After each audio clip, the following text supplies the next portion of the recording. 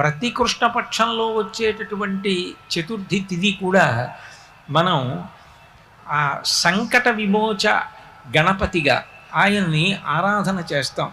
సంకటమోచ గణపతి అని చెప్పి సంకటములు నివారించేటటువంటి గణపతిగా పూజ జరుగుతుంది.